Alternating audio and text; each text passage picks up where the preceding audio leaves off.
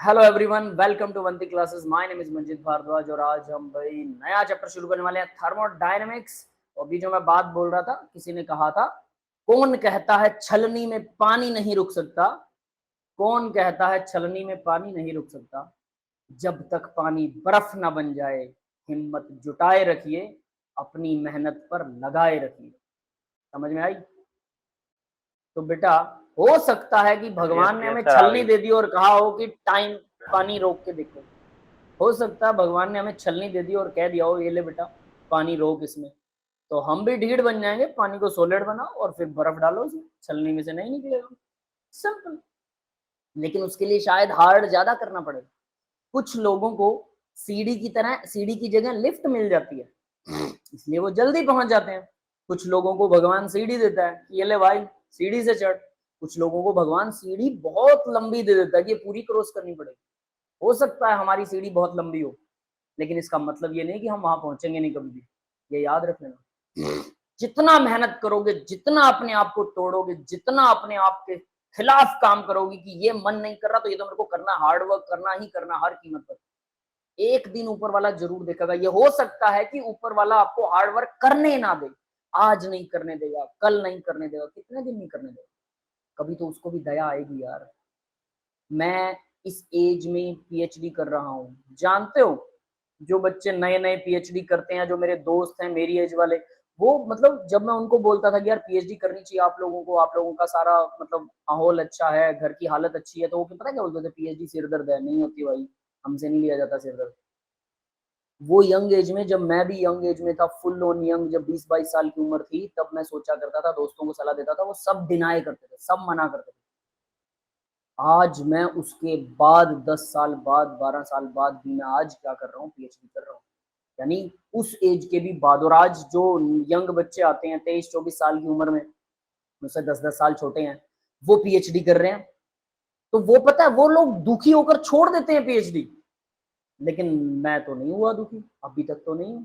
और आगे भी ऐसा नहीं कि मेरे साथ प्रॉब्लम नहीं आती है, मेरे को दुख नहीं होता होगा, मेरा भी दिमाग खराब हो जाता है, बट छोड़ने के बारे में नहीं सोचता। ये तो गलत है। मेरा भी दिमाग खराब होता है, इतना काम सुबह से शाम तक लैब में लगे रहो, 8-8 घंटे किसी चीज को गर्म कर रहे हो, उसको देखते रहो यूं, रिजल्ट आएगा आएगा आएगा। और उसके बाद में फिर घर आके आप लोगों को पढ़ाओ, कुछ ना कुछ और काम भी करना पड़ता है। समझ रहे हो मेरी बात? बाजार भी जाना होता है, इधर उधर भी है। सोचो, जिंदगी ना मतलब क्या बोलती बोलती इसमें, कोल्लू का बैल होता है ना, सुना कोल्लू का बैल? क्या होता है वो पता है? पहले कोल्लू हुआ करते थे, किस चीज के लिए?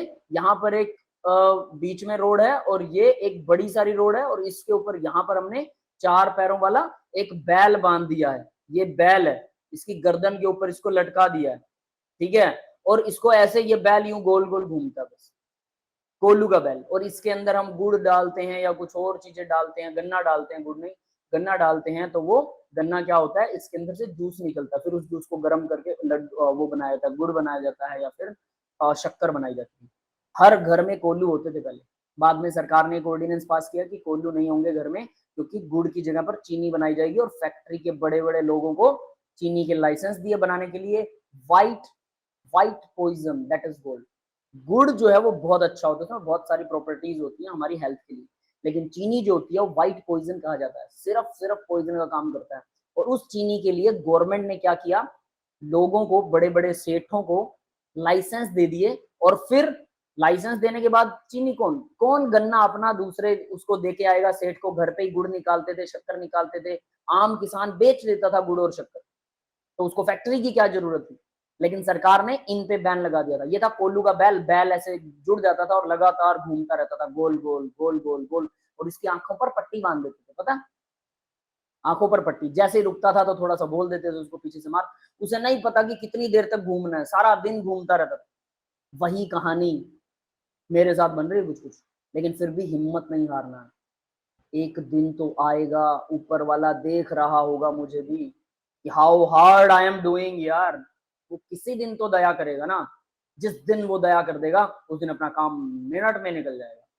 याद रख लेना, उस दिन वो लिफ्ट नहीं देगा। वो लिफ्ट से की बजाय, वो कहते हैं ना, थर्ड आयाम एक होता है, फोर्थ आयाम होता है, फोर्थ जिसको बोलते हैं, तीन वो हमारी एक्सिस होती है ना, तो फोर्थ एक्सिस खोल देगा।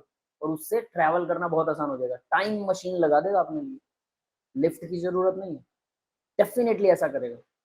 जैसे बैंक का लॉकर होता है ना, 2 चाबियां होती हैं, एक मैनेजर लगाएगा आपके लॉकर में चाबी, एक आप लगाओगे, तभी लॉकर खुलेगा। अब मैंने अपनी चाबी लगा रखी है और जोर से घुमा भी रखी है, जिस दिन वो ऊपर वाला मैनेजर अपनी चाबी लगाएगा उस दिन मेरा लॉक पक्का खुल जाएगा, ये मुझे पता है। लेकिन अगर आप अपनी चाबी ही नहीं लगाओगे तो बैंक वाला भाई साहब वो तो मैनेजर तो लगा के बैठा है कि यार तू आ और कर और मैं तुझे दूंगा, लेकिन आप तो कर नहीं रहे हो, तो आपको नहीं मिलेगा कभी भी। समझ में आ गया सभी को what I am saying? Yes sir. तो अभी तो आप लोगों की कोई एज ही नहीं है, बहुत छोटे बच्चे हो अभी तो आप लोग कितना भी बर्डन सहन कर सकते हो, बहुत अच्छे से पढ़ाई कर सकते हो और हर रोज कीजिए, कैसे भी हुक और क्रुक कुछ भी कीजिए, लेकिन आज का काम आज खत्म करके ही सोना है, बस ये दिमाग में रखिए, डेफिनेटली कामयाब हो जाओगे। समझ गए बेटा? किस्मत को मत कोसिए, किस्मत बुरी सही, हम अच्छे बनेंगे। चलो भाई, थर्मोडायनेमिक्स का मतलब क्या होता है? First of all, thermo means होता है हीट, डायनेमिक्स मीन मतलब होता है movement, that is called thermodynamics. Heat और उसकी मूवमेंट की स्टडी जो होती है, heat and it's movement, that is called thermodynamics. Thermodynamics is the study, is the branch of science which deal with the different forms of energy and their interconversion. अलग अलग forms of energy और उसको inter convert करना, reaction में कौन सी energy use हुई, heat energy कैसे convert हुई, किसको मिली, किसको किसकी कम हो गई, कौन से मॉलिक्यूल की एनर्जी बढ़ गई, कौन से मॉलिक्यूल की एनर्जी कम हो गई, रिएक्टेंट की तरफ से एनर्जी दी, प्रोडक्ट को मिल गई, या रिएक्टेंट जो है प्रोडक्ट बनाते हैं तो एनर्जी हमें देते हैं। तो इस तरह से उन सभी एनर्जीज की फॉर्म का, हर एक मॉलिक्यूल की एनर्जी की फॉर्म का हम यहाँ पर स्टडी करने वाले हैं। तो thermodynamics is the study of the effect of work, heat and energy. तो ये वर्क, हीट और एनर्जी का इफेक्ट है। Thermodynamics is only concern with large scale observation, ये लार्ज स्केल ऑब्जर्वेशन पर ही कंसर्न करती है। भाई इसका मतलब क्या है पता है? मतलब फाइनल और इनिशियल स्टेज के ऊपर ही थर्मोडायनेमिक्स वर्क करती है, बीच की स्टेज के ऊपर थर्मोडायनेमिक्स को कोई फर्क नहीं पड़ता है। यस बेटा, क्लियर है सबको? आपने बताया क्या कह रहे हो बेटा? बता दो सकते थे, लास्ट का थोड़ा समझ नहीं आया। देखो थर्मोडायनेमिक्स जो है वो deals with work, heat, energy. मतलब वर्क वो भी एनर्जी होता है, हीट वो भी एनर्जी होती है और एनर्जी तो एनर्जी होती है। तो सभी तरह की, प्रतीक बेटा अपना माइक बंद रखिए, सभी तरह की एनर्जीज जो है उनकी स्टडी, इंटर कन्वर्जन की स्टडी, और ये स्टडी जो है वो लार्ज स्केल पर की जाती है, छोटे स्केल पर नहीं। आप यूं नहीं कह सकते कि 1 डिग्री बदल गया और फिर एक एटम का टेम्परेचर बदल गया, दूसरे का बदला, तीसरे का बदला, नहीं, ओवरऑल बल्क में प्रॉपर्टीज की स्टडी होती है इसमें। यस, क्लियर है? ठीक है, तो ये भाई थर्मोडायनेमिक्स की डेफिनेशन थी। हालांकि डेफिनेशन का बहुत दूर दूर तक कोई लेना देना है नहीं, डेफिनेशन ज्यादा काम आती नहीं है, लेकिन एट लीस्ट डेफिनेशन आनी चाहिए, है ना। चलिए अब अगली स्लाइड देखते हैं बेटा। तो यहाँ पर कॉमन टर्मिनोलॉजी जो थर्मोडायनेमिक्स में यूज होने वाली है वो टर्म्स, साइंटिफिक टर्म्स, वो हम देखेंगे। ठीक है, सबसे पहले है सिस्टम। सिस्टम क्या होता है अभी आप अपने हिसाब से बताइए, कोई बताएगा सिस्टम क्या होता है? What is system? प्रोसेस, किसी भी चीज का होने का प्रोसेस सिस्टम कहलाता है। किसी भी चीज का होने का प्रोसेस मतलब नहीं समझ में आया, कोई और एक्सप्लेन कर सकता है? सर किसी भी फंक्शन को चलाने के लिए जो चीजें हमें जरूरत पड़ती है उनको सिस्टम कहते हैं। हाँ ये कुछ कह सकते हैं, कुछ कुछ ये सही है ना। और कुछ कोई और भी बता सकता है? जहां पर हम कुछ कर रहे हैं ना, जिस जगह पर, तो उस करने के लिए जो सेटअप चाहिए उस सेटअप को सिस्टम बोलते हैं। समझ में आ गया? जैसे मान लीजिए आपको खाना बनाना, ठीक है, तो खाना बनाने के लिए क्या करोगे भाई? क्या चाहिए? गैस चाहिए, पतीला चाहिए, है ना, सब्जी चाहिए, रोटी के लिए आटा चाहिए, पानी चाहिए, वो सब सिस्टम का पार्ट है। वो किचन आपका सिस्टम है। यस, क्लियर है सबको? Yes sir. है ना, मतलब किसी चीज को करने के लिए जो रिक्वायरमेंट्स चाहिए होती हैं उसी को हम सिस्टम बोलते हैं, दैट इज सिस्टम। सराउंडिंग क्या होगा? उसको छोड़ के बाकी पूरा यूनिवर्स क्या है? सराउंडिंग है, उससे आपको कोई लेना देना नहीं है। यस, क्लियर है बेटा? सबको समझ में आ गया?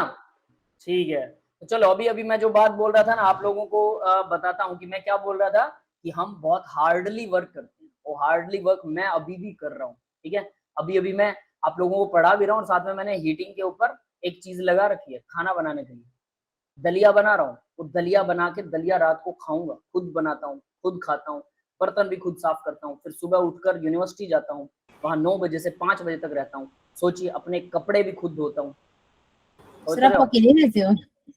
अभी तो हॉस्टल में अकेला ही हूँ, हॉस्टल नहीं है यार, मैंने क्वार्टर ले रखा है, क्वार्टर में अकेला ही हूँ, है ना। वीकली घर पर मतलब जाता हूँ। आपका रेजिडेंस सिरसा में नहीं है? हाँ, रेजिडेंस सिरसा में, वीकली घर पे भी जाता हूँ और यहाँ अभी फिलहाल मैं मेरी बठिंडा में यूनिवर्सिटी है, वहां से पीएचडी भी कर रहा हूँ। समझ गए? तो सोचो, और आप लोग, एक आप लोग हो जो मतलब उनको ये बोलो कि बेटा पढ़ लो घर पे बैठ के आराम से, और मेरा लेक्चर देख रहे हो लेकिन पढ़ नहीं रहे, है ना। तो डिफरेंस समझ में आ रहा है? ये सर आ रहा है लेक्चर में, समझ में तो आ जा रहा है फिर, पर भूल जाते हैं बाद में, दिमाग भूलते से निकल इसलिए हो जाता है पढ़े बिना। क्योंकि आप प्रैक्टिस नहीं करते। Practice, that is most important part. Practice नहीं करते। प्रैक्टिस यस करना सर। बहुत जरूरी है, यही चीज मैं कह भी रहा हूँ कि प्रैक्टिस कीजिए बेटा, that is most important part for you. Yes भाई, क्लियर है सबको? ठीक है, तो Yes, अब जरा, ठीक है, तो अब जरा आगे बढ़ते हैं।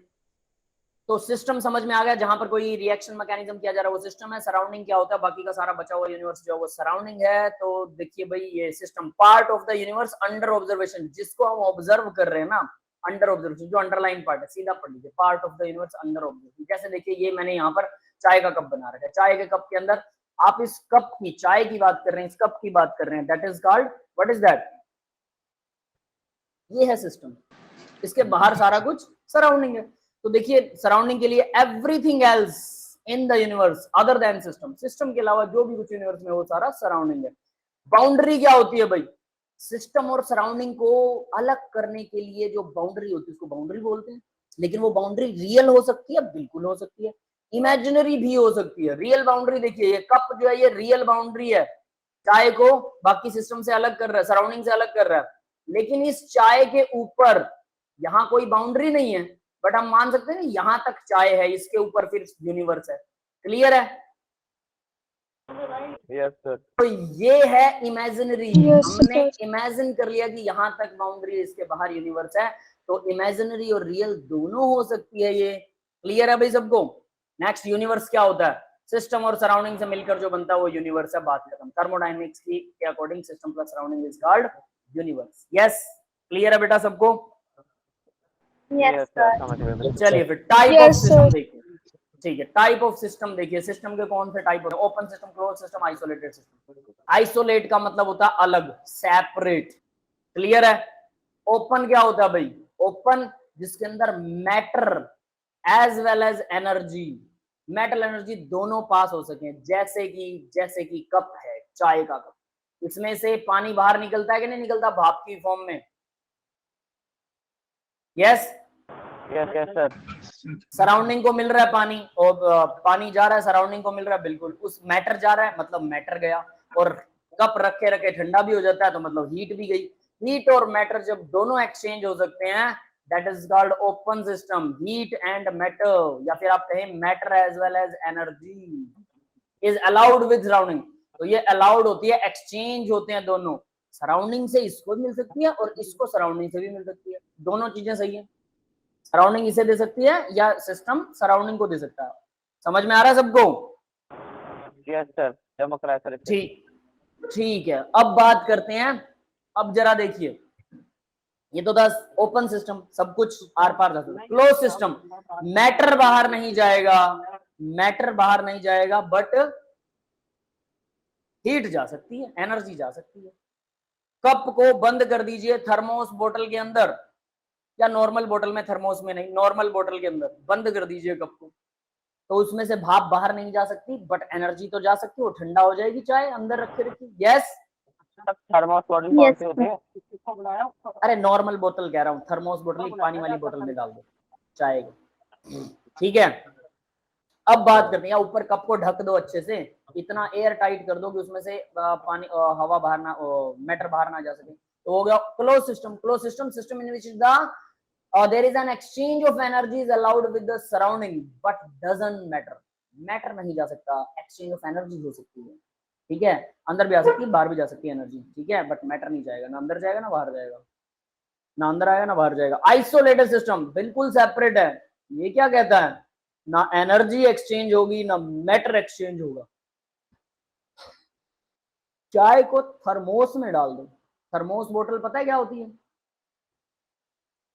सर देखिए, वही पूछ रहा था सर मैं।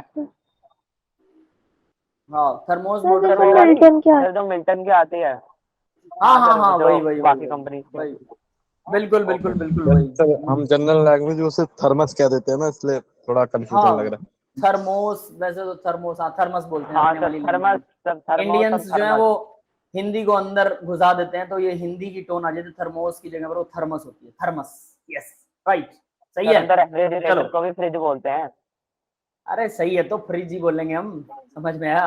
अरे और भी बहुत हो जाए, पता है नेल कटर, मुझे ना मतलब 10th पास करने के बाद समझ में आया इसको नेल कटर बोलते हैं। मेरे घर पे सभी नील कटर बोलते हैं, नील कटर कहाँ है, नील कटर मेरे को 10th पास करने में मैं कहा यार ये नील कटर मतलब नेल कटर, अच्छा तो ये ऐसे होता है, समझ गए। तो कोई दिक्कत वाली बात नहीं है, लैंग्वेज हम लोग अपने हिसाब से बनाते हैं। नील कटर का मतलब भी मैं नाखून काटने वाला ही समझता हूँ, समझना जरूरी है। थोड़ा बहुत वर्ड तो हर साल इंग्लिश के नए वर्ड आ जाते हैं, हिंदी के भी नए वर्ड आ जाते हैं, पुराने वर्ड डेड हो जाते हैं, हर साल लैंग्वेज में भी संशोधन होते हैं। जो लाइव लैंग्वेज है, मतलब जो बोली जाने वाली भाषाएं होती हैं, जैसे आप लोगों ने पढ़ा हुआ स्कूल, स्कूल, हिंदी में इंग्लिश को घुसा दिया, स्कूल, स्कूल को हिंदी में क्या कहते हैं पता है? स्कूल। यस सर विद्यालय। हिंदी में विद्यालय। यस सर विद्यालय एक्चुअल में कहते तो हैं। ये, हाँ एक्चुअल में तो ये विद्यालय है, लेकिन हमने इंग्लिश वाला SCHOOL ये हमने यहाँ पर हिंदी में एक्सेप्ट कर लिया, इंग्लिश को हिंदी में लिख दिया। तो इसका मतलब हमने कुछ वर्ड्स में क्या किया, कुछ एक्सेप्ट कर लिया। हो सकता है विद्यालय जो है कुछ साल बाद डिलीट हो जाए, परमानेंट डिलीट, कुछ साल बाद विद्यालय वर्ड ही ना रहे।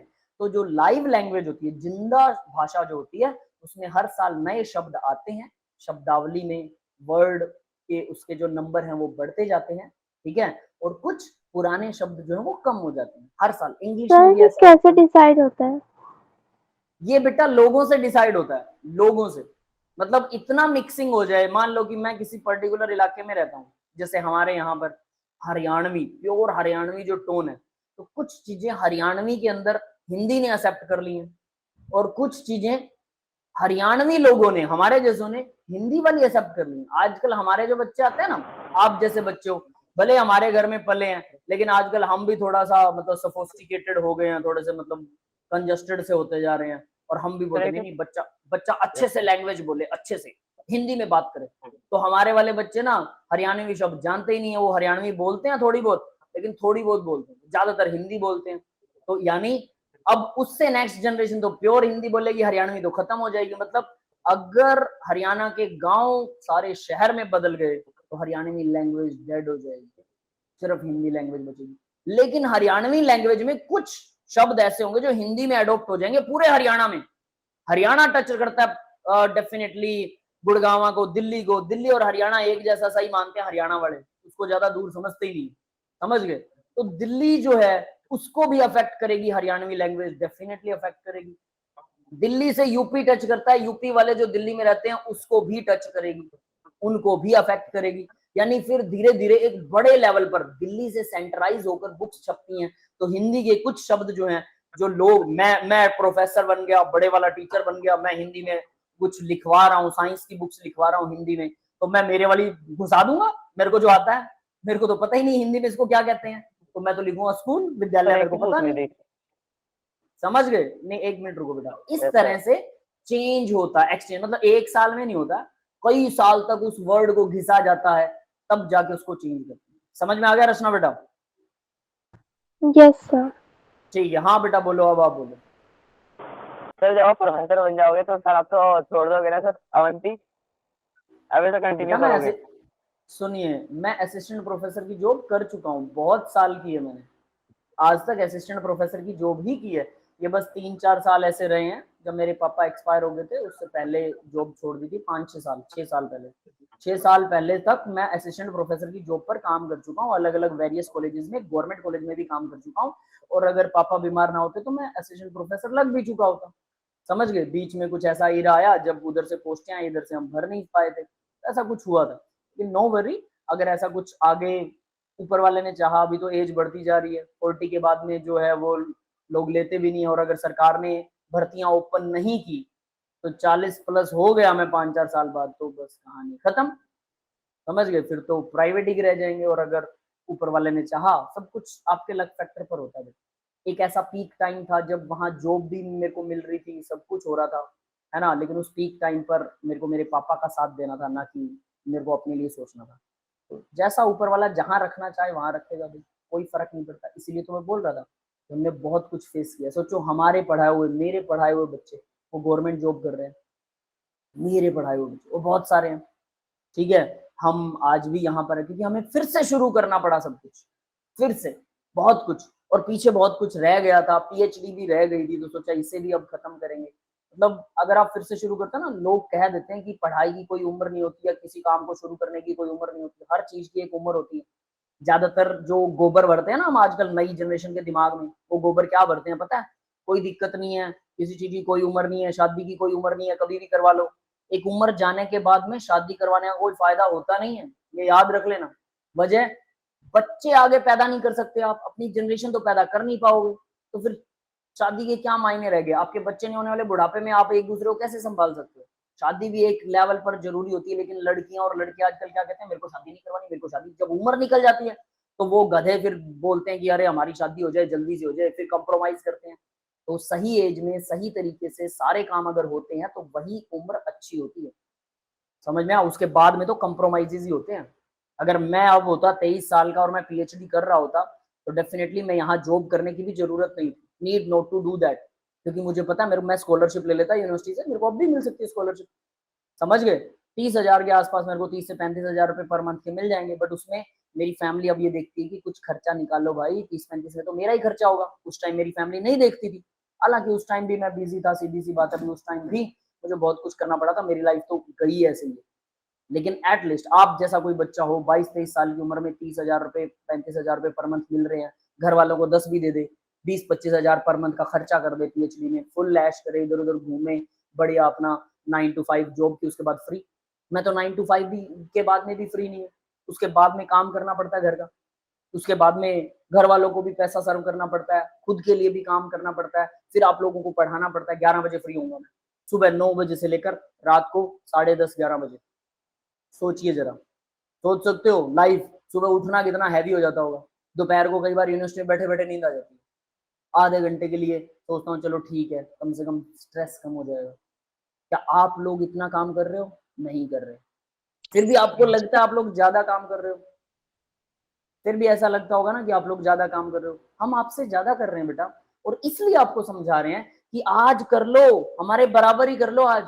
अगले 4-5 साल काम करना मुश्किल से, उसके बाद सारी उम्र रिलैक्स होकर रहोगे। आज इस टाइम पर मेरी पीएचडी हो चुकी होती, मैं सिर्फ जॉब पे फोकस करता, शायद गवर्नमेंट जॉब होती तो इतना ज्यादा स्ट्रेस लेने की सिर्फ एक ही काम करना पड़ता। अभी अगर मैं सिर्फ आपको पढ़ाऊं, that's so easy to me, so easy to me. सिर्फ इवनिंग शिफ्ट है ना, सुबह से शाम तक, तो मैं सुबह से दोपहर तक फ्री रहता हूँ, कुछ और काम कर सकता हूँ, बाहर घूमने भी जा सकता हूँ, कोई और भी काम धंधे देखे जा सकते हैं।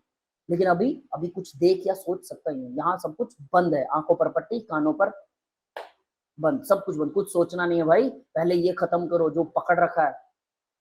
समझ रहे हो मेरी बात? तो यही चीज आपको पेरेंट्स बोलते हैं कि बाद में जैसे ही फैमिली के अंदर घुस जाओगे, फैमिली का बर्डन आएगा, तो भाई वहां पर कमाना भी जरूरी है, उनका ध्यान रखना भी जरूरी है। कभी इधर भागो, कभी उधर भागो। सैटरडे संडे मेरी छुट्टी होती है, मैं फ्राइडे को निकल जाता हूँ, फ्राइडे को यूनिवर्सिटी से निकल के घर पे जाता हूँ, फिर वहां पर 2 दिन, वहां पर फैमिली वाले ना 2 दिन रेल बना देते हैं, बाजार बाजार इधर उधर, वो भी छोड़ते नहीं है, क्योंकि उनको भी बहुत सारे काम होते हैं, उनको भी मना नहीं कर सकते।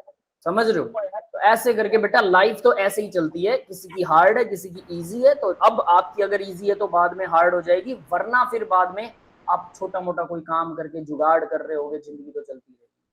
जिंदगी तो हर किसी की चलती है, इस बात में कोई दो राय नहीं है, हर कोई कुछ ना कुछ तो कर ही लेता है, लेकिन कुछ अच्छा कर सको ताकि आपको बाद में तकलीफ ना हो। इसलिए आज पढ़ने के लिए और हर रोज पढ़ने के लिए बोला जाता है। हर रोज पढ़िए, हर रोज मेहनत कीजिए, और ये वो मेहनत है कि बैठ कर की जा सकती है। अब अगर मैं यही होता और मैं सुबह मजदूरी करने जाता और शाम को आके आप लोगों को पढ़ाने की कोशिश करता, बस का नहीं है। खुद तो पढ़ा ही नहीं होता। अगर मैं खुद ना पढ़ता, इतना स्ट्रगल ना करता, तो मेरे लिए आज पीएचडी तो सपना होता। वो तो पॉसिबल ही नहीं थी, इम्पॉसिबल। मजदूर आदमी कहाँ पीएचडी की सोच सकता है, जो सुबह से शाम तक 8 घंटे की मजदूरी करता है। लेकिन 8 घंटे अगर आप पढ़ लो ना, तो सोचिए आपको कभी मजदूरी नहीं करनी पड़ेगी जिंदगी में, बल्कि बहुत कुछ अचीव हो जाएगा लाइफ में, है ना। यही चीजें आप लोगों को हमेशा सिखाई जाती है, और आप लोग इन चीजों को ना अभी समझ कम रहे हो, है ना। और मैं हमेशा बोलता हूँ जॉब पर फोकस करना, पैसा कमाना, पैसे पर सोचिए। जिस दिन पैसा आ गया, पढ़ने की जरूरत नहीं पड़ेगी। आपको क्या लगता है, ये राहुल गांधी, है ना, ये दूसरे जितने भी मंत्री संतरी आप देखते हो, 300-400 मंत्री हैं अपने पास, 500 हैं शायद, पता नहीं कितने, है ना, जो एमएलए एमपी हैं 500 के आसपास है। तो क्या लगता है आपको, ये अपने बच्चों को ये बोलते हैं कि तू पीएचडी कर ले और प्रोफेसर लग जियो, घंटा लग जियो प्रोफेसर, सर वो कोई लोग नहीं तो कहते बोलता। हैं कि तुम हमारी तरह, मतलब तुम भी पॉलिटिक्स में। हाँ, पॉलिटिक्स में आओ और ग्रेजुएशन कर लो, पोस्ट ग्रेजुएशन कर लो, सबसे आसान सब्जेक्ट से कर लो, पास नहीं हो रही तो हम सिफारिश लगवा देंगे और पास हो जाओगे। समझ रहे हो, क्योंकि मंत्री की औलाद है तो नकल, पता है, चाय बिस्कुट सब जाता है। मैंने ये देखा है कि जिस दिन मंत्री की औलाद पेपर देने आती है यूनिवर्सिटियों के अंदर, तो चाय बिस्कुट सब उस मंत्री की औलाद को पेपर के टाइम पर मिल रहा होता है। पर्चियां तक लेके आते हैं प्रोफेसर। मैंने कहा ये काहे के प्रोफेसर हैं बे, मैं अगर हूं तो उसको एक आंख भी ना देखने दूं कि अबे तुझे तो सबसे हार्ड, तू सबसे ज्यादा ऐश में पला है, तेरे को तो नकल के लिए जरूरत ही नहीं है, तुझे तो नकल मिलनी ही नहीं चाहिए। इवन किस चीज का सैल्यूट लगा रहे हैं अभी वो लोग, उनको ये लग रहा है कि हम मतलब प्रोफेसर मंत्री से छोटा होता है, बहुत छोटा, समझ गए, औकात बहुत छोटी होती है। तो काहे का प्रोफेसर है, ये सब पैसा है, एवरीथिंग इज मनी। यहाँ से आप लोग, यही चीज आपको समझाई जाती है कि आप बड़े होकर कल को बड़े आदमी बनो तो आपकी रिस्पेक्ट बढ़ेगी। लेकिन आप लोग इन सब चीजों को छोड़कर इधर उधर की चीजों में आज तो अपना टाइम वेस्ट कर रहे हो आज, क्योंकि फर्क नहीं पड़ता ना कल किसने देखा है। That is the problem with the humans. कल साफ साफ नजर आने लग जाए ना कि अब ये कर रहा है तो कल ये होगा, साफ साफ नजर आए, तो वीडियोग्राफी की तरह, ये ले भाई ये कर रहा है तो भविष्य ये होगा, ये करेगा तो भविष्य ये होगा। तब हम अपने आप सोच समझ के काम करेंगे, अपने आप। बट अब दिखाई नहीं देता तो कोई फर्क नहीं पड़ता, कल का कल देखेंगे, भाड़ में जाए दुनिया। ऐसे ही लोग बकवास मारते हैं ना, मेरी चीजों को भी, मेरी बातों को भी शायद बहुत से बच्चे ऐसे सोचते होंगे, ऐसे ही कह रहा है सर, कुछ नहीं होता, हम अपने आप देख लेंगे। और शायद वो कामयाब भी बन जाए, अगर उनका लक फैक्टर अच्छा हुआ तो भाई ऊपर वाले ने क्या किसके लिखा है कुछ नहीं कह सकते। बट एट लीस्ट हमारी मेहनत सर आज हो नहीं तो सकता कल। है उनका अच्छा हो सर, पर मेरा अलग फैक्टर रहा, ये एंड फैक्टर बहुत बुरा है सर मेरा। कोई चक्कर नहीं है, मेहनत लगातार लगाए रखिए, कोई फर्क नहीं पड़ता, अच्छे आप अपने आप बन जाएंगे। तो भाई आइसोलेटेड सिस्टम यानी कि थर्मोस के अंदर रखा हुआ जो चाय है, हालांकि कोई 100% आइसोलेटेड नहीं हो सकता। थर्मोस में आप चाय रख दीजिए, आज रख दीजिए, 4 दिन बाद चाय निकालिए, गर्म थोड़ा निकलेगी, ठंडी हो जाएगी। एनर्जी तो बाहर जा रही सर वो है। कुछ घंटों के लिए होता है ना कि गर्म रहता है। हाँ बिल्कुल बेटा, लेकिन हम उसको यानी आइसोलेट सिस्टम हम बना ही नहीं सकते। It is impossible to us कि हम आइसोलेट सिस्टम बना सकते, क्योंकि एनर्जी को हम नहीं रोक किसी भी सकते। तरीके से नहीं बना कुछ सकते। कुछ घंटे के लिए बना सकते हैं, जैसा कि थर्मोस बोतल। इसलिए आइडियल आइसोलेट सिस्टम नहीं होता, आइडियल नहीं होता कोई भी, कुछ देर के लिए रोका जा सकता, तो इसलिए कोई भी आइडियल नहीं है, सीधी। क्लियर है बेटा, किसी भी तरह से नहीं बना सकते बेटा, किसी भी तरह से नहीं। आगे बढ़ते हैं। अब देखिए भाई, ओपन सिस्टम में हीट और मैटर दोनों बाहर जा रहे हैं। ये कप बना रखा है मैंने एक तरह से, चाय है इसमें, ठीक है, लिड लगी हुई है, हीट बाहर जा सकती है, अंदर भी आ सकती है, ठीक है, कप में ये क्लोज है। आइसोलेटेड में चारों तरफ से इंसुलेशन लगा हुआ है, ना अंदर जाएगी हीट ना बाहर आएगी। क्लियर है बेटा सबको? Yes sir. सिंपल है ये तो, है ना। आगे देखते हैं। अब देखिए भाई स्टेट, हाँ बेटा, आइसोलेशन कैसे लगाते हैं हम? आइसोलेटेड मतलब चारों तरफ ना उसको एक ऐसा मटेरियल लगा दीजिए जिसमें से हीट पास ना हो। जैसे हम थर्मोस बोतल के अंदर लगाते हैं ना, तो उसके अंदर एक कांच होता है, कांच के अंदर फिर एक फाइबर की रुई होती है, ग्लास फाइबर की रुई, उसके बाद में वो थर्मोकोल होता है, फिर उसके बाद में जाके प्लास्टिक का कवर होता है, समझ गए। तो इस तरह से जैसे जैसे थर्मोस बोतल के अंदर, यहाँ मैं दिखाऊं, ये थर्मोस बोतल है, ये आउटर से तो ऐसे दिखती है, लेकिन अंदर क्या होता है, यहाँ पर एक और बोतल होती है, इतनी सी होती है, इतनी सी, इसके यहाँ चारों तरफ इंसुलेटेड मटेरियल भरा होता है नीचे ऊपर हर तरफ, यहाँ ऊपर भी भरा होता है ना। तो इस तरह से नीचे ऊपर हर तरफ उसके इंसुलेटेड मटेरियल है, और उसके बाद में उसकी लिड होती है, तो वो कुछ देर तक तो उसको रख लेती है, मतलब कई घंटों तक रख सकते हैं। चाय भी आप 2-3 घंटे, 2-1 घंटे बाद में चाय पियेंगे तो वो खराब नहीं होती, 2 घंटे आई थी, है ना, उसके बाद तो हो ही जाएगी। ठीक है, 2 या 3 अच्छी लेवल की थर्मस लेके आते हैं। That's not the matter of the company, ये मैटर है कि आप कितनी क्वालिटी कितनी देते हैं। सेम कंपनी में कई क्वालिटीज की थर्मोस आती है। चाय के लिए जो असली वाली थर्मोस होती है ना, अंदर ग्लास फाइबर होता है, बहुत महंगी होती है, और अंदर शीशा होता है। अगर वो एक बार नीचे गिर गई, अंदर वाला शीशा टूट जाएगा, बाहर से प्लास्टिक है, अंदर वाला शीशा टूट जाएगा, थर्मोस गई, खत्म। क्लियर है, समझ में आ गया? Yes sir. Sir glass heat को मतलब एब्जॉर्ब कर लेता है। ग्लास फाइबर हीट को एब्जॉर्ब करता है। ग्लास फाइबर, शीशे के धागे बनाए जाते हैं और उसकी रुई बनाते हैं, और उस रुई को ठूस ठूस के भर देते हैं चारों तरफ शीशे के अंदर। शीशे में इसलिए रखते हैं, थर्मोस बोतल में शीशा इसलिए होता है, शीशे का वो उसका जो चाय रखने वाला होता है बर्तन, वो इसलिए शीशे का होता है अंदर वाला, ताकि शीशा जो है वो किसी भी तरह से कंटेमिनेट नहीं करता चाय को। प्लास्टिक रखेंगे तो प्लास्टिक में क्या होगा, प्लास्टिक हमारे लिए कार्सिनोजेनिक होता है। अगर गर्म चीज उसमें डाल के पीते हैं तो वो कैंसर फैलाती है, समझ रहे हो। फूड ग्रेड का प्लास्टिक भी आता है, उससे भी कैंसर ही होता है। तो ध्यान रखना, प्लास्टिक वाली चीजों में चाय वगैरह मत पीजिए, कोई और चीज भी, गर्म चीज नहीं होनी चाहिए, ठंडी चीज आप लगा सकते हैं प्लास्टिक में, कोई दिक्कत नहीं। फिर उसके अलावा लोहे का रखते हो तो लोहा बेटा उसको जंग लग जाती है, अंदर से साफ कैसे करोगे? आज तो चाय बना ली, कल उसमें जंग लगी मिलेगी, अंदर साफ नहीं हो सकता वो। क्लियर है? आजकल स्टील आ गया है, तो स्टील के भी अंदर वाले बर्तन स्टील वाले होते हैं डेफिनेटली, बट स्टील जो है वो भी कंटेमिनेट होता है। स्टील भी हमारे लिए हार्मफुल होता है, अच्छा नहीं होता स्टील खाने में, ठीक है।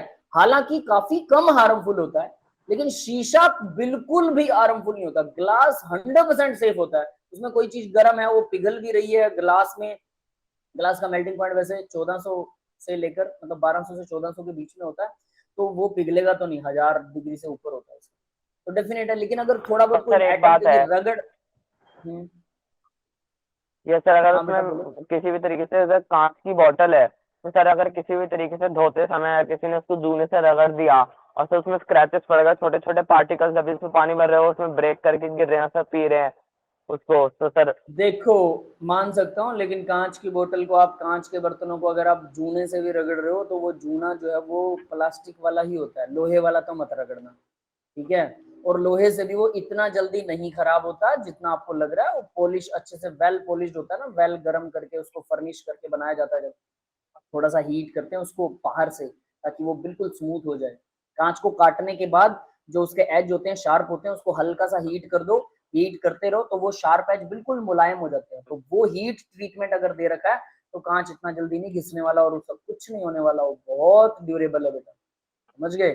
थोड़े बहुत जो मोलिक्यूल हमारी बॉडी में जाते भी है, क्योंकि हर चीज को रगड़ने से कुछ ना कुछ मोलिक्यूल हमारी बॉडी में जाते हैं। हम खाना जिस भी प्लेट में खाते हैं उस प्लेट का कुछ ना कुछ पार्ट हमारी बॉडी में जाता है नैनो पार्टिकल्स की फॉर्म में, तो वो नैनो पार्टिकल हमारे लिए हार्मफुल हो सकते हैं definitely. It depend upon the metal, कौन सी मेटल आप यूज कर रहे हो। इसलिए स्टील के बर्तन भी कुछ हद तक पॉइजनस है। जो एल्यूमिनियम है वो तो 100% बहुत ज्यादा खतरनाक है। इसके अलावा टिन जो है, टिन के बर्तन आते थे, कांसा जिसे बोलते थे, ब्रॉन्ज मेडल, कांस्य पदक सुना होगा सबने, कांसे के बर्तन आते थे, तो वो ब्रोंज के अंदर उसमें टिन भी होता था, जिंक भी होता था। टिन और जिंक ये दोनों चीजों का मिक्सचर होता था और कॉपर होता था, ठीक है। पीतल के बर्तन आते थे, पीतल भी खाने में बहुत अच्छा होता है, टिन भी खाने में बहुत अच्छा होता है, ठीक है। उसके अलावा कॉपर खाने में बहुत अच्छा होता है, लोहा भी खाने में अच्छा होता है। सोना और चांदी के थाली में खाने से सोने और चांदी के नैनो पार्टिकल, बहुत छोटे छोटे पार्टिकल हमारी रोटी के साथ हमारे अंदर जाते हैं, जो हमारे लिए बहुत अच्छे होते हैं। और आजकल तो सोना चांदी च्यवनप्राश आ गया है ना, वो बकवास चीजें हैं, याद रख लेना, उनमें कोई आनी जानी नहीं है। उसको खाने का सही तरीका तो यही है। तो इसलिए सोने चांदी के बर्तन हुआ करते थे हमारे यहाँ पर, इसलिए नहीं कि हम ज्यादा अमीर है तो सोने चांदी के बर्तन में खाएंगे। ये प्लेटिनम के बर्तन क्यों नहीं होते थे फिर? वो तो और भी ज्यादा महंगा है सोने से, क्योंकि प्लेटिनम बहुत ज्यादा पॉइजनस है हमारी बॉडी के लिए, याद रख लेना। Platinum is more more more poisonous, उसमें तो गलती से मत खा लेना। तो प्लेटिनम के बर्तन नहीं थे पहले, ये सबको पता है। यानी पुरानी science, ancient Indian science was very much developed, बहुत डेवलप थी, उनको बहुत अकल थी किस बर्तन में कौन सी सब्जी बनानी है, किस बर्तन में खाना खाना है, किस बर्तन से पानी पीना है। सोने और चांदी के गिलास से पानी पिया जाता था, समझ गए? कांसे के गिलास से लस्सी पी जाती थी, पीतल के गिलास से लस्सी पी जाती थी, सोने चांदी के गिलास में लस्सी नहीं पी जाती, पानी पिया जाता। समझ रहे हो क्या विज्ञान है? द ग्रेट थिंग्स, है ना? पता था ये किसी को? Great Indian past, yes a great ancient India. Sir दूध का पता था कि दूध कॉपर के उसमें नहीं रखा जाता। हाँ, दूध जो है वो फट जाएगा कॉपर के अंदर, दूध का पता है। इसी तरह से खट्टी चीजें लोहे में भी नहीं बनाते हैं और कॉपर में भी नहीं बनाते हैं। खट्टी चीजें जो है वो अलग तरह के बर्तन होते हैं उनके लिए। कांसे में बना एसिड सकते हो, मेटल के साथ रिएक्ट कर जाएगा इससे। बिल्कुल बेटा, कांसे में बना सकते हो। सिर्फ रिएक्ट नहीं बेटा, that's not the matter of reaction. Reaction करने के बाद जो प्रोडक्ट बनता है ना वो पॉइजनस होता है। पॉइजनस होता है ये। हाँ, अगर वो प्रोडक्ट पॉइजनस नहीं है तो फिर आप बना लो, फिर उसमें भी बना सकते हो, है ना? पॉइजनस नहीं है तो सर वो अब भी खट्टी उनके लिए चीजें भी। स्टील में बनाई जाती हैं, हाँ, स्टील स्टील और देखो सिल्वर बहुत की में। कम, हाँ बहुत कम घिसता। सिल्वर मत यूज करना उससे गलती से, पहले तो क्योंकि मिट्टी में एल्यूमिनियम। बनाना चाहती थी, मिट्टी बर्तन में। हाँ बेटा, एल्यूमिनियम को बंद कर दीजिए और मिट्टी की हांडी मिलती है बर्तन बनाने के लिए आजकल। तो यस बड़े बड़े सर। जो होटल है ना, बड़े बड़े, वो भी मिट्टी के बड़े बड़े बर्तन हंडिया रखते हैं और उसके अंदर दाल बनाते हैं, तो बहुत अच्छी होती है और वो ही यूज करनी चाहिए। बट हमारा स्टैंडर्ड डाउन हो जाता है ना, वो देखने में अच्छी लुक अच्छा नहीं लगता। तो उन बर्तनों को रखने के लिए आजकल रसोई में अलग से तरह से स्पेस भी बनाने लगे हैं, जो मॉडर्न रसोई है ना, किचन जो मॉडर्न। पहले नॉर्मल सीधा रखते थे, है ना, मिट्टी के घर होते थे, मिट्टी के बर्तन होते थे, मिट्टी खाते थे, मिट्टी में रहते थे, है ना, तो किसी को कोई घमंड नहीं था। और अभी अभी सबकी नाक ऐसे ऊपर की तरफ हो गई है ना, तो वो ऊपर की तरफ नाक में से Yes, जब sir. पानी निकलता है वो ऊपर से उन्हीं के मुंह पे गिरता है। नाक का भी खुद ही अपने पोंछ के जेब में डाल देते हैं। कहते हैं पढ़ा लिखा जो होता है ना, वो नाक को पोंछता है और जेब में डाल देता है रुमाल से गंदगी, और अनपढ़ होता है वो नाक को ऐसे पोंछ के बाहर फेंक देता है और फिर हाथ धो लेता है। सही है? यस सर, तो सही ऐसे है। पढ़े लिखे मत बनना भाई। मैं ऐसा पढ़ा लिखा नहीं बनाता किसी को भी, ये याद रखना। बेसिक चीजों को हमेशा याद रखिएगा, जमीन से जुड़े रहिएगा। That's the better thing, that's the best thing. Sir आप चलिए जिस तरीके से पढ़ाते हो ना सर हमें मेरे को हमारे एसएससी वाले सर की याद आती है सर, जब हमें 10th में पढ़ाते थे। एसएस वाले सर? मैं एसएस नहीं पढ़ा रहा यार। नहीं हम सर, केमिस्ट्री पढ़ रहे सर हैं। आपकी जो टोन है सर, टोन और सर अच्छा। आप जिस तरीके से आप पढ़ाते हो तो सर वो बिल्कुल उनकी तरह है सर। वो हमें बीच में सर ऐसी एनालॉजी देते थे सर, वो हमें ऐसे इतना डिमोटिवेट कर देते थे बीच में कि डीमोटिवेट? मतलब जो बंदा, हाँ सर डिमोटिवेट सर सच में, अच्छा। कि सर बंदा अगर किसी और चीज के बारे में सोच रहा है ना तो सर उसका दिमाग को सेंटर में आके उसी चीज के बारे में सोचता है जो सोचने में मजबूर कर रहे हैं। सर ऐसे ऐसे कहते थे कि बेटा अगर नहीं पढ़ा जाएगा ना तो छोड़ दो, नहीं हो रहा बस कि तुम्हारे माँ बाप सह लेंगे तुम्हें, वैसे भी उन्होंने गलती करी है। सर सही है, ऐसे ये सर बात कहते तो कि वो इतनी डीमोटिवेशन नहीं है बेटा, पढ़ाओगे, वो अकल बेसिक ठिकाने लेवल लगाने वाली तक बात है कि वो सच्चाई है। भविष्य ऐसा ही होगा आपका, भयंकर होगा अगर आज मेहनत नहीं करोगे। सीधी और साफ चीज, है ना? ये सर बड़े सही थे। चलो ठीक है, प्रमोद कोई बात सर नाम नहीं। याद नहीं है। चलो कोई बात नहीं बेटा, अभी थोड़ा ये पढ़ लेते हैं। स्टेट ऑफ सिस्टम क्या होता है? अभी state of system, solid liquid gas, state यही होती है, solid liquid gas. Yes. System की स्टेट क्या है? सिस्टम की स्टेट क्या है? Is the system solid, is the system liquid, is the system gas, that is called state of system. A set of variable यानी कि temperature, pressure, volume which completely represent the physical property of the system is called state of the system। तो ये जो set of variable है, temperature, pressure, volume, अगर मैं आपको बता दूं कि आयरन का टेम्परेचर है 10 डिग्री सेल्सियस, ठीक है, प्रेशर 1 एटमॉस्फेयर है, और वॉल्यूम जो है, वॉल्यूम तो जितना होता है उतना ही है। मान लो 1 kg वाला है तो मान लो मैं उसको बोल देता हूँ 100 ml उसका वॉल्यूम है। तो अब आप बता सकते हो सॉलिड होगा, लिक्विड होगा या गैस होगा 10 डिग्री सेल्सियस पर? बोलिए। सर आपकी Yes. बात कट रही है। मेरी आवाज नहीं आ रही क्या भाई किसी को? सर आ रही सर है। आ रही है, आ रही है। सर आ रही। मैं बोल रहा हूँ कि आयरन जो है 10 डिग्री सेल्सियस के ऊपर है, तो बताइए वो सॉलिड होगा, लिक्विड होगा या गैस होगा? सॉलिड होगा, सबको पता है ना। तो यानी कि स्टेट वेरिएबल, अगर set of variable temperature, pressure, volume अगर किसी की चीज के बारे में पता है तो हम ये बता सकते हैं कि उसका वो क्या होगा, उसका स्टेट क्या होगा। क्लियर है? तो देखिए नेक्स्ट है स्टेट फंक्शन। स्टेट फंक्शन क्या होता है? जो फाइनल और इनिशियल, देखिए जरा ध्यान से, depend upon only on the state of system, only final state of system, ध्यान से पढ़ लेना इसको, फाइनल स्टेट पर जो डिपेंड करता है, इनिशियल और फाइनल पर, ठीक है, हम उसको स्टेट फंक्शन बोलते हैं। यानी जो सिर्फ लास्ट फाइनल या इनिशियल स्टेट, मतलब शुरू वाली और लास्ट वाली, बीच वाली पर नहीं डिपेंड करता। जैसे मैं आपको बोलूं कि मैं सिरसा में रहता हूँ, अभी खैर बाहर हूँ, out of my home city, तो मैं अगर ये बोलूं कि मुझे सिरसा जाना है, तो मैं दिल्ली होकर सिरसा जाता हूँ, पहुंचा तो सिरसा, तो मैं अब आप मुझसे पूछें sir where are you, I will tell you that I am in the Sirsa, that's it. तो बिल्कुल सही, मैंने सही बताया, मैं दिल्ली होकर आया या कहीं और से होकर आया, कोई फर्क नहीं पड़ता, फाइनल स्टेट पर फर्क पड़ता है कि आप अभी कहाँ हो। लेकिन ये इसको बोलते हैं स्टेट फंक्शन। फिर दूसरा होता है पाथ फंक्शन। पाथ फंक्शन, सभी चीजें लगभग स्टेट फंक्शन होती है, पाथ फंक्शन कुछ ही चीजें होती हैं, तो उसके बारे में जैसे हीट और वर्क, ये पाथ फंक्शन, एक दो और होते हैं पाथ फंक्शन जो इनके डेरिवेटिव होते हैं। तो पाथ फंक्शन देखिए क्या होता है, जो पाथ पर डिपेंड करे, पाथ पर डिपेंड मतलब मुझे जाना तो सिर्फ सही है, लेकिन मैं कहां से होकर जा रहा हूं, मैं दिल्ली से होकर गया, हैदराबाद गया, फिर उसके बाद केरल चला गया, तमिलनाडु चला गया, अलग अलग स्टेट्स में चला गया। उसकी वजह से जो मेरी फाइनल स्टेट थी, जो मुझे मान लो कल सिरसा पहुंचना है, तो मैं तो 10 दिन बाद पहुंचूंगा। तो कोई, यानी जो मुझे कल पहुंचना था 10 दिन बाद पहुंच रहा हूँ, डेफिनेटली मेरे रास्ते में कुछ गड़बड़ हुई, सबको पता है रास्ते में गड़बड़ हुई, तो उसको बोलते हैं पाथ फंक्शन। जब रास्ते में कोई गड़बड़ होती है तो, और उस रास्ते को आप डिनाई नहीं कर सकते, आप उसे छोड़ नहीं सकते, ठीक है, तो वो होता है पाथ फंक्शन। जैसे हीट और वर्क, हीट जो है, आप अगर हीटर से हीट दे रहे हैं, चूल्हे से हीट दे रहे हैं, लकड़ियां जला के हीट दे रहे हैं, तो सभी का हीट का गिवन अमाउंट अलग अलग होगा। सोचिए मैं आपको बोलता हूँ 1 लीटर पानी लीजिए, इसको गर्म कीजिए, क्या करेंगे? यस प्रतीक बेटा बोलो क्या कह रहे हो? प्रतीक, हैव यू एनी डाउट? कुछ नहीं सर, वो गलती से हैंड रेज हो गया था।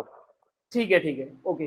तो जैसे मान लीजिए कि आप 1 लीटर पानी में, आप सभी बच्चों को बोलता हूँ 1 लीटर पानी गर्म करो, तो कैसे गर्म करोगे आप लोग 1 लीटर पानी? एक बच्चा होगा चूल्हे से गर्म करेगा, एक लीटर एक हीटर से गर्म कर देगा, है ना, एक बच्चा होगा गैस बर्नर से गर्म कर देगा, है ना। तो इस तरह से अलग अलग स्टूडेंट अलग अलग तरीके से गैस यूज करेगा, कोई इलेक्ट्रिसिटी यूज करेगा, कोई हीटर यूज करेगा, कोई इंडक्शन यूज करेगा, तो इस तरह से कोई हो सकता है अवन से यूज करे, अवन से गर्म करे। तो इस तरह से सभी बच्चे अलग अलग, 4-5 बच्चे अलग अलग मेथड से यूज करते हैं, है ना, सबके लगभग 5-6 मेथड हो जाते हैं। तो सबसे कम हीट किसने दी, एनर्जी सबसे कम वेस्ट किसकी हुई है? अवन में, डेफिनेटली सबसे कम वेस्ट होगी, है ना। उसके बाद में जब आप हीटर से कर रहे हो, उसके बाद में आप गैस से गर्म कर रहे हो, उसके बाद लकड़ी में तो बहुत ज्यादा हीट वेस्ट हो जाएगी। अगर लकड़ी किचन में जला दी तो किचन में बिल्कुल फुल ऑन गर्मी हो जाएगी 1 लीटर पानी को गर्म करने के लिए। समझ गए मेरी बात? यस सर, समझ गए। तो देखो फाइनल स्टेज, हाँ, अब फाइनल स्टेज तो वो है कि पानी का टेम्परेचर 100 डिग्री करना था आपको, आपने 100 डिग्री कर दिया, सब बच्चों ने 100 डिग्री कर दिया, फाइनल स्टेज। लेकिन एक बच्चा कह रहा है सर मेरे तो 200 जूल लग गए, दूसरा कह रहा है मेरे 500 लग गए, तीसरा कह रहा है मैंने तो 1000 जूल लगा दिए। अब भाई 1000 जूल वाले ने तो लकड़ी से करा होगा, अगर उसने कोशिश करी होगी, लेकिन हीट वेस्टेज को वो नहीं बचा पाया। तो इसलिए हीट जो है वो पाथ फंक्शन है, पाथ फंक्शन रास्ते पर डिपेंड करता है। क्लियर है? यस सर, समझ गए। तो अब दूसरा देखिए, वर्क भी पाथ फंक्शन है। स्टेट फंक्शन समझ में आ गया होगा, वो फाइनल स्टेज पे डिपेंड करता है, कोई फर्क नहीं पड़ता आप कहां से आ गया। लेकिन पाथ फंक्शन मतलब जो पाथ पर डिपेंड करता है। तो पाथ पर डिपेंड वाला एक तो हीट था, दूसरा वर्क। अब वर्क आप कहेंगे वो कैसे? तो मान लीजिए कि मैं आपको बोलूं कि भाई आपको दिल्ली से सिरसा आना, तो एक बच्चा होगा वो दिल्ली से सिरसा कहेगा मैं तो पैदल ही जाऊंगा, ठीक है, वो पैदल निकल लिया। दूसरा वो कहेगा मैं साइकिल पे जाऊंगा, तीसरा बाइक पे आएगा, चौथा जो है वो कहेगा मैं गाड़ी से आऊंगा, पांचवा जो है वो एरोप्लेन कर लेगा, और छठा तो फोर्थ एक्सिस ढूंढ लेगा, है ना, टाइम ट्रेवल। ये लो सर पहुंच गए क्लिक से। तो अब बताइए जरा सबसे कम एनर्जी किसको लगेगी? हाँ, टाइम ट्रेवल वाले की सबसे कम एनर्जी लगने वाली, ठीक है। तो एरोप्लेन वाले की एनर्जी तो एरोप्लेन वाले की बहुत ज्यादा लगेगी, बट उसकी बॉडी की एनर्जी नहीं लगेगी, है ना। तो भाई अगर बॉडी की एनर्जी की बात की जाए, सबसे ज्यादा थकेगा कौन? जो पैदल चल के आया, ठीक है। तो ये होता है, ये भी अब पहुंचे तो सारे सिरसा ही है ना, फाइनल स्टेज तो सबकी सिरसा है। तो एक तो बेचारा कहेगा मैं तो बहुत थक गया, मेरे पैरों में छाले पड़ गए, पैर फूट भी गए, बहुत जख्म हो गए, उसके पैर स्वेल भी हो चुके हैं, इतने दिन से चल के आ रहा है, 3-4 दिन लग जाएंगे उसको। दूसरा जो साइकिल से आ रहा है वो भी बेचारा, उसके थाइज प्रॉब्लम हो जाएगी, थाई बहुत ज्यादा स्टिफ हो जाएंगी और बहुत ज्यादा पेन होगा उनमें भी, वो भी 2-3 दिन तक बिल्कुल ठीक नहीं होने वाला है, हो सकता है हफ्ता या 10 दिन भी लग जाए उसको। फिर उसके बाद में जो गाड़ी से या बाइक से आ रहा, बाइक वाले का शक्ल बदल जाएगी, मुंह के ऊपर, आजकल गर्मियां चल रही हैं, अगर धूप आई तो मुंह के ऊपर सीधा धूप लगेगी और बहुत ज्यादा टैन हो जाएगी उसका, और हो सकता है सनबर्न हो जाए, सनबर्न में पूरा चेहरा लाल हो जाएगा। फिर जो गाड़ी से आ रहा है उसके लिए कोई दिक्कत वाली बात नहीं है, वो ठीक ठाक आएगा, बट उसको थकावट होगी अलग लेवल की, है ना, गाड़ी वाले को भी थकावट होने वाली है, बैठे बैठे थक गया, अब लेटना है, कमर सीधी करनी है। एरोप्लेन वाला वो तो बहुत जल्दी आ जाएगा, वो तो इतना नहीं थकेगा। और अगर एरोप्लेन में बहुत ज्यादा सुविधाएं और लेटने के लिए बेड भी हो, बहुत सारे एरोप्लेन ऐसे भी आते हैं ज्यादा पैसा लगा के उसको। और टाइम ट्रेवल वाला वो तो बस टाइम झपकते ही आ जाएगा। तो सब के सब क्या है, वर्क, सारे काम कर रहे हैं लेकिन सबके काम में फर्क आ रहा है, रिजल्ट सेम आ रहा है। दैट इज वाई वर्क भी क्या है, पाथ फंक्शन है। यस भाई, याद रहेगा सबको, पाथ फंक्शन दो होते हैं, हीट एंड वर्क। इसके Yes, अलावा sir. इनके कुछ Yeah. डेरिवेटिव Yes, भी sir. होते हैं, वो डेरिवेटिव आगे बढ़ेंगे। ठीक है, तो यहाँ देखिए ये चीज दिखा रही है, एक पाथ यहाँ से यहाँ जा रहा है, एक पाथ यहाँ से यहाँ जा रहा है, एक सीधा आ रहा है, मिनिमम एनर्जी वाला भी है, और उसके अलावा आप ऐसे घूम फिर के ऐसे भी आ सकते हैं। तो पाथ फंक्शन तो आप कैसे भी कर सकते हैं। ठीक है, तो ये समझ में आ गया होगा। अब इस ग्राफ की को बहुत ज्यादा जरूरत नहीं है। तो प्रेशर, प्रेशर, वॉल्यूम, वॉल्यूम, ठीक है, वॉल्यूम V1 से V2 में लेके आए, प्रेशर हमने डाला, लेकिन वो पाथ कौन सा फॉलो किया उसने, तो ये प्रेशर इनटू वॉल्यूम जो होता है ये वर्क होता है, वर्क डन। यानी कि वर्क क्या होता है, एनर्जी, एनर्जी क्या होती है, जूल में मेजर होती है। तो ये सब एक ही चीज है, याद रखना, वर्क, एनर्जी, जूल सब रिलेट करते हैं, और प्रेशर इनटू वॉल्यूम वर्क के बराबर होता है। तो इसलिए इन्होंने ये ऐसा ग्राफ बनाया है। तो वर्क जो है वो पाथ फंक्शन है, सीधी सी बात। यस बेटा, क्लियर है सबको? Yes sir. ठीक है, अब देखिए दो तरह की प्रॉपर्टीज होती हैं, intensive property, extensive property. What are intensive? Intensive वो जिनके ऊपर अंदरूनी होती हैं, वो उनके ऊपर पार्टीशन से, नंबर ऑफ मोल से फर्क नहीं, अमाउंट से फर्क नहीं पड़ता। डोंट डिपेंड अपॉन अमाउंट, सीधा सीधा मैंने अंडरलाइन कर रखा है ग्रीन पेन से, डोंट डिपेंड अपॉन अमाउंट, उनको बोलते हैं इंटेंसिव। जैसे कि मान लीजिए आपके पास में यहाँ एक बॉक्स बना हुआ, देखिए कमरा है आपका, 25 डिग्री सेल्सियस है रूम का टेम्परेचर, ठीक है।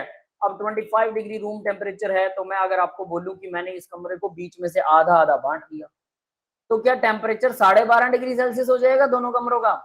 1 से 2 बन गए, नो सर, 25 ही रहेगा। 25 रहेगा। यानी टेम्परेचर क्या है, इंटेंसिव प्रॉपर्टी, अंदरूनी है, बाहर कुछ कटवट करने से, कोई अमाउंट का छोटा बड़ा करने से नहीं बदलने वाला। यस, क्लियर है सबको?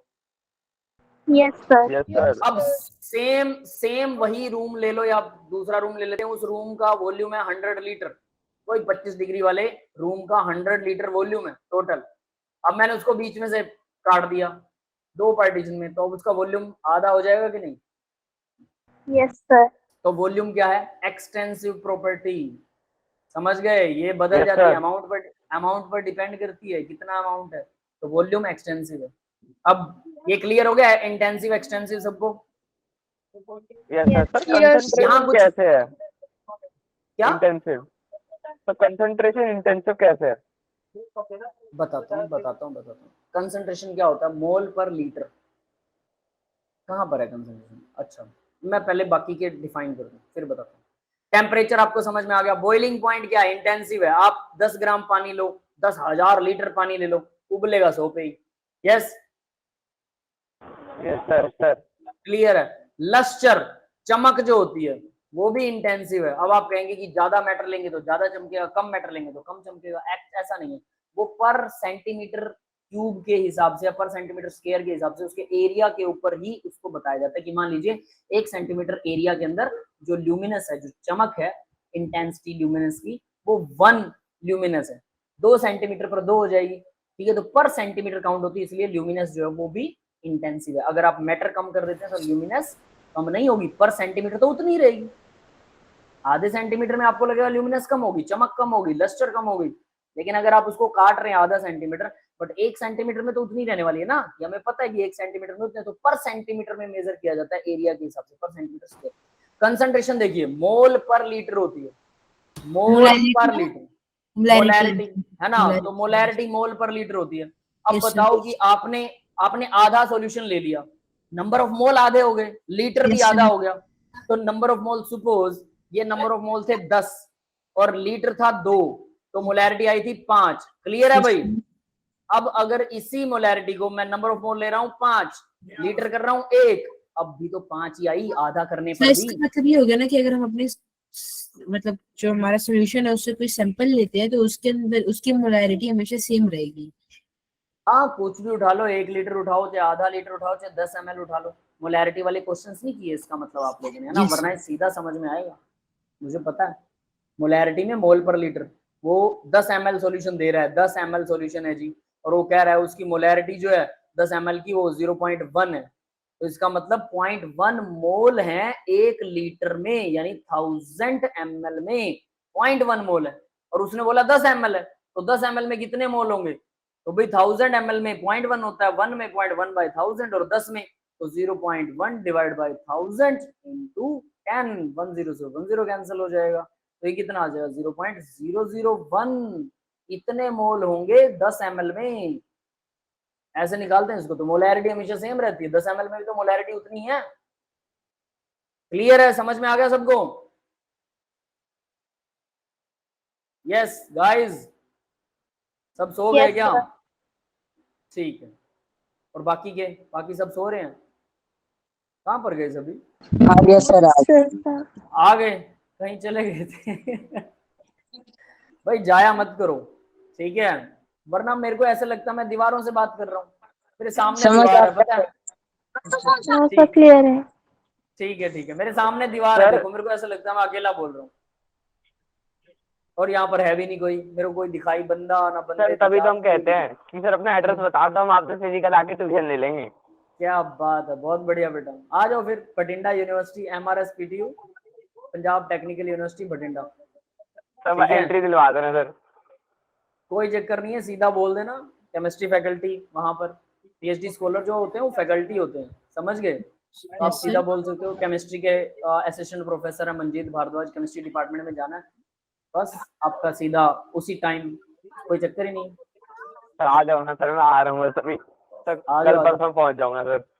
मैं फ्राइडे को घर जाऊंगा परसों, देखो ध्यान बात रख लेना, चलिए एक है मिनट ना? सर कोई नहीं सर, मंडे को आ जाऊंगा मैं। ठीक है, सर आप चलो। अग्रवाल अपार्टमेंट में रहते हो ना? एड्रेस लिखा था नहीं आपको मैंने। अग्रवाल, वो बेटा सिरसा का एड्रेस है, वो कोई नहीं Sirsa, sir, Agarwal colony, house number 54, near Sagarmani school, मेरे घर के पास स्कूल है, बरनाला रोड सिरसा, बरनाला रोड पर। से कुछ मैं बताऊँ, मैं आपके घर पहुंचूंगा, आपके घर वालों से मिलूंगा, उनसे आपकी तारीफ करूंगा, उनसे आपका एड्रेस होगा, फिर आपके घर आऊंगा, फिर हम पार्टी क्यों आ रहा करेंगे। है? अरे डायरेक्ट आ जाओ ना, तारीफ करने की जरूरत नहीं है, सीधा डायरेक्ट आ जाओ। तो बताओ ना गूगल, एड्रेस। सुनिए, गूगल मैप पर MRS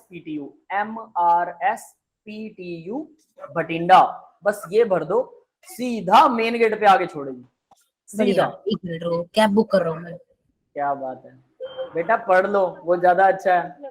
उसके बाद जब भाई पिकअप कर लियो, मेरी बात सुनो, पिकअप कर लियो। जब IIT क्वालिफाई हो जाए ना, उसके बाद में डेफिनेटली मिलने आओ, मैं खुद मिलूंगा आप लोगों से, और आपको पार्टी मैं दूंगा, समझ रहे हो? बस IIT क्वालिफाई कीजिए, हमारा ये सपना है। खैर आगे बढ़ते हैं बेटा, देखो दूसरी है एक्सटेंसिव प्रॉपर्टी में वेट जो है, ऑब्वियस है, वेट को आधा कर दोगे आधा हो जाएगा, लेंथ को आधा कर दोगे आधी हो जाएगी, वॉल्यूम को आधा कर दो, जैसे मैंने अभी वॉल्यूम के लिए तो बताया है ना। एंट्रोपी, एंट्रोपी भी अमाउंट पर डिपेंड करती है, और एंट्रोपी का मतलब होता है डेल्टा एस, मैंने लिखो यहाँ पे डेल्टा एस, रैंडमनेस। रैंडमनेस का मतलब आवारागर्दी इसे बोलते है ना, टिक के ना बैठना। दुनिया में हर चीज एंट्रोपी चाहती है, इंक्रीज करना चाहती है। आप दो गैसेस को पार्टीशन अलग अलग करके रख दीजिए, दो अलग अलग रूम्स में, बीच वाली दीवार तोड़ दो, दोनों गैसेस आपस में मिक्स हो जाएंगे, अपने आप मिक्स हो जाएंगे। यस और नॉट? Yes sir. सिस्टम को अच्छा रखने के लिए, रोटी अपने आप नहीं पकती, हमें पकानी पड़ती है, हमें एनर्जी देनी पड़ती है, यानी कि किसी चीज की एंट्रोपी कम करने के लिए हमें एनर्जी देनी पड़ती है, और सिस्टम हमेशा चाहता है कि मेरी एंट्रोपी बढ़ जाए। आप अगर नहाएंगे नहीं तो बदबू मारने लग जाएगी, कपड़े नहीं धोएंगे तो स्मेल मारेगी, खाना नहीं पकाएंगे तो भूखे मर जाएंगे, सांस नहीं लेंगे, मतलब सब काम हमें करने पड़ते हैं। यानी एंट्रोपी हर सिस्टम की हमें सेट करनी पड़ती है, चीजों को अरेंज करना पड़ता है। थोड़े दिन आप चीजों को अरेंज करना छोड़ दीजिए, सारी चीजें अपने आप बिखर जाएंगी, कोई किधर पड़ी है कोई किधर पड़ी है। आप उसको जब तक एनर्जी नहीं देते तब तक वो चीजें बिखरती रहती हैं, इधर उधर एक दूसरे में घुसती रहती हैं, एक दूसरे को खराब करती रहती है, मिक्स्ड होती रहती है, सारी चीजें मिक्स होना चाहती हैं। दैट इज कॉल्ड एंट्रोपी, जो है वो बढ़ रही है सिस्टम की। क्लियर है? एंट्रोपी कंफ्यूज का हो रहा है सिस्टम। मीनिंग क्या होता है? Yes sir. एंट्रोपी का मीनिंग बेटा रैंडमनेस, मैंने लिखा है यहाँ पे, रैंडमनेस, आवारागर्दी, सब मिक्स हो रहे हैं, कोई एंट्रोपी किधर है डिक्रीज कोई नहीं किधर। कर सकती?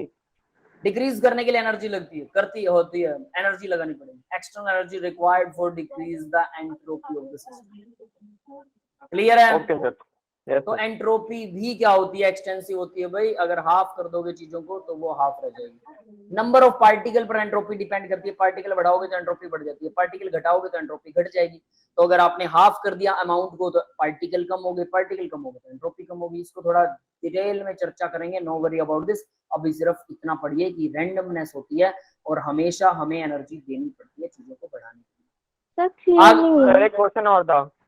हाँ बोलो बेटा। सर आपने बताया कि कंसंट्रेशन, सर अगर हम सॉल्यूशन आगा कर देंगे तो कंसंट्रेशन तो वही रहेगी, पर अगर सर सॉल्यूशन सर जैसे वाटर और HCl से बना हुआ है, सर हमने HCl ऐड कर दिया तो वाटर उतना ही है, तो सर कंसंट्रेशन में बढ़ जाएगी?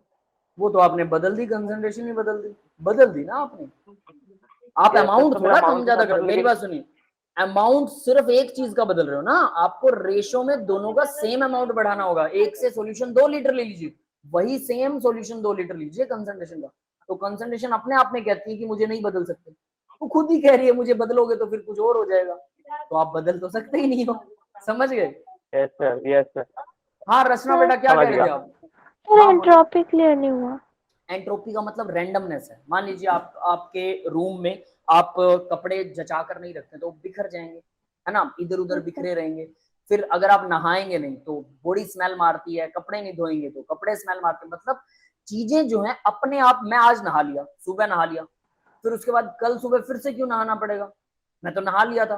तो अपने आप बॉडी खराब हो रही है। इसको सिंपल समझे तो, अगर साइंटिफिक लैंग्वेज में समझो तो वो ऐसा है, एक कमरा है, इसके अंदर एक पार्टीशन कर दिया, यहाँ पर नाइट्रोजन है, यहाँ पर ऑक्सीजन है, दोनों अलग अलग गैसेस हैं। जैसे ही मैंने पार्टीशन हटाया, suppose that I am just removing the partition, तो क्या नाइट्रोजन और ऑक्सीजन अपनी अपनी जगह पर रहेंगी या आपस में No, मिक्स हो sir. जाएंगी? इसी को Yes, बोलते हैं understood. एंट्रोपी। यानी सिस्टम में चीजें कंफ्यूज होना चाहती हैं, चीजें मिक्स होना चाहती हैं, या फिर चीजें रैंडमनेस ज्यादा बढ़ाना चाहती हैं। मतलब या तो वो मिक्स होंगी, प्योर नहीं रहेंगी, कोई भी चीज प्योर नहीं रहना चाहती, पहली बात याद रखिए। दूसरी बात, कोई भी चीज अपनी एनर्जी बढ़ाना चाहती, मतलब उसके मॉलिक्यूल की रैंडमनेस जो वो चल रहे हैं ना, गैस की रैंडमनेस सबसे ज्यादा होती है, गैस के मॉलिक्यूल लगातार चलते हैं। लिक्विड की कम हो जाती है, लिक्विड में अंदर घूमते रहते हैं बट वो बाहर नहीं जाते। और सॉलिड में तो बिल्कुल कम हो जाती है, वो सिर्फ वाइब्रेट करते हैं बट वो अपनी कभी भी पोजीशन नहीं बदलते। पता है सबको, है ना? Yes sir. तो यानी अगर कोई बहुत ज्यादा इधर उधर फिर रहा है, इसलिए मैंने बोला आवारागर्दी, रैंडमनेस। कोई स्टूडेंट है वो बाइक लेके सारा दिन आवारागर्दी करता है, इधर उधर घूमता है, मतलब उसकी रैंडमनेस, उसकी एंट्रोपी बहुत ज्यादा है। सिंपली ये कह सकते हैं। कोई स्टूडेंट अपना चुपचाप घर पे बैठा है, 6-7 घंटे लगातार पढ़ता रहता है और फिर नोटबुक पे नोट करता रहता है, लिखता रहता है, तो उसकी एंट्रोपी क्या होगी? सबसे कम। समझ में आ गया? Yes. तो यानी कि आवारागर्दी, एक तो रैंडमनेस और एक प्योरिटी। प्योरिटी अगर खराब हो रही है तो भी एंट्रोपी बढ़ रही है, कोई चीज प्योर नहीं रहना चाहती और सब चीजें आवारागर्दी करना चाहती हैं, सभी चीजें। ठीक है, कोई कम कोई ज्यादा, लेकिन सब चीजें आवारा होती है। तो ये होता है एंट्रोपी। दो ही चीजों से याद रखते हो, रैंडमनेस और प्योरिटी। प्योरिटी खराब हो जाएगी और रैंडमनेस बढ़ जाएगी, तो इसका मतलब एंट्रोपी बढ़ रही है। क्लियर है? Yes, sir. Sir last slide में एंट्रोपी की मीनिंग के नीचे डेल्टा एस लिखा था सर।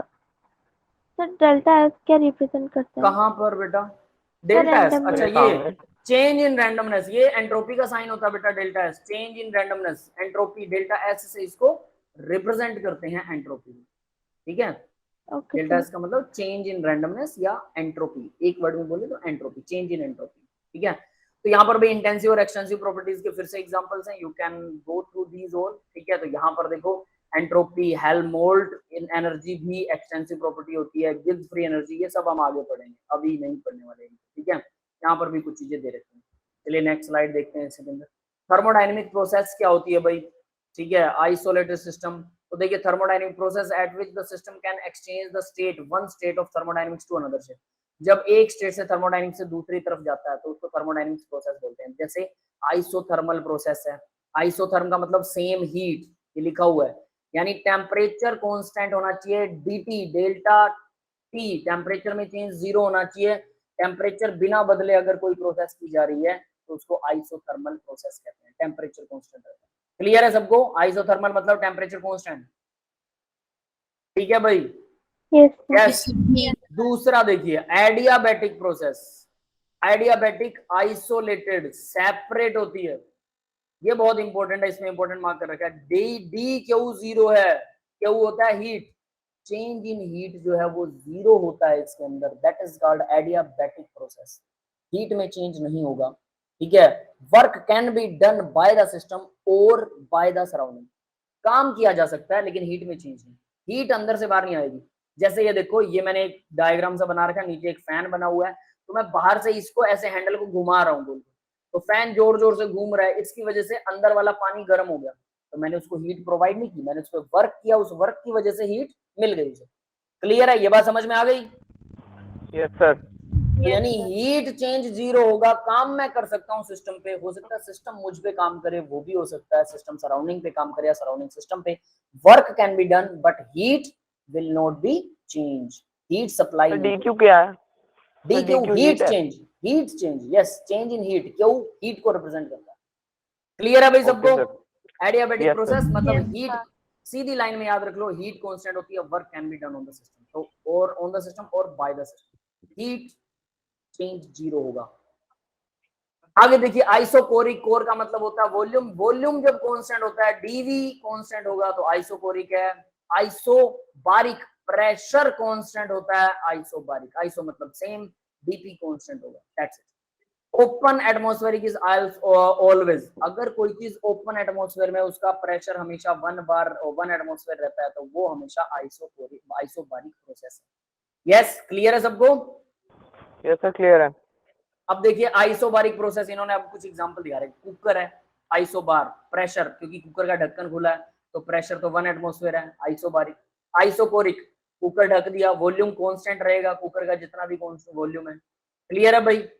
आइसोथर्मल, हीट कांस्टेंट है, कैसे? इसको यहां पर इन्होंने क्या कर दिया, जितना नीचे से हीट मिल रही है उतना ही हीट बाहर जा रही है, टेम्परेचर को बिल्कुल स्टेबल कर दिया। यस, क्लियर है? Yes sir.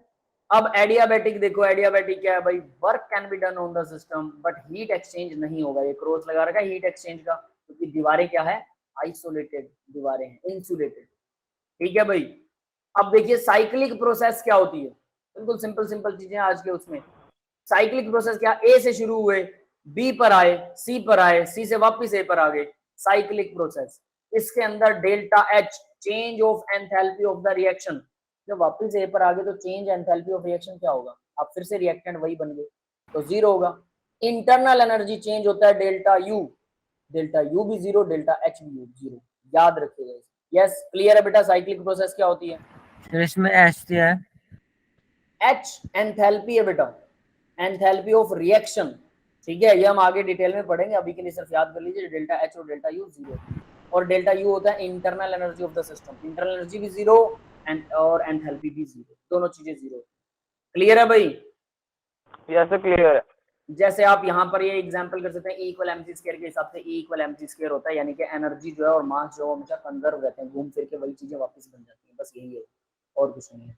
आगे रिवर्सिबल प्रोसेस है बेटा, तो ये हम बाद में नेक्स्ट लेक्चर के अंदर करेंगे, that's all for the today's lecture, क्योंकि रिवर्सिबल प्रोसेस थोड़ा लंबा चौड़ा सा है, ठीक है। तो अभी के लिए मैं रिकॉर्डिंग ऑफ कर रहा हूँ, और अगर किसी को कोई डाउट है तो डाउट पूछिए। गाइस,